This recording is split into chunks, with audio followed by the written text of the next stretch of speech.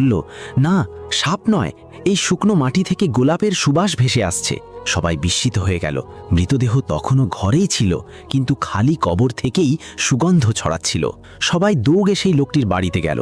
তারা বলল, ভাই, তিনি এমন কি আমল করতেন? তিনি তো একজন সাধারণ দিনমজুর ছিলেন, রাস্তার পাশে কাজ করতেন। ইমাম সাহেব মৃত ব্যক্তির স্ত্রীকে জিজ্ঞেস করলেন, বলুন হে বোন, আপনার স্বামী কি এমন কোনো আমল করতেন? স্ত্রী কাঁদতে কাঁদতে একটি গোপন কথা প্রকাশ করলেন। তিনি বললেন, আমার স্বামীর তেমন কোনো আমল আমার চোখে পড়েনি, কিন্তু তিনি কাজ করতে করতে, চলতে ফিরতে তার ঠোঁট সবসময় নড়ত। তিনি প্রতিটি নিঃশ্বাসের সাথে নবী করিম সাল্লাল্লাহু আলাইহি ওয়াসাল্লামের উপর দরুদ শরীফ পাঠ করতেন। ইমাম সাহেবের চোখে পানি এসে গেল। তিনি বললেন, নিশ্চয়ই যে বুকে দরুদের নূর থাকে তাকে মাটি তো দূরের কথা, জাহান্নামের আগুনও স্পর্শ করতে পারে না। আর যদি আপনাদেরও নবীজির প্রতি ভালোবাসা থাকে তাহলে কমেন্টে অবশ্যই সাল্লাল্লাহু আলাইহি ওয়াসাল্লাম লিখুন।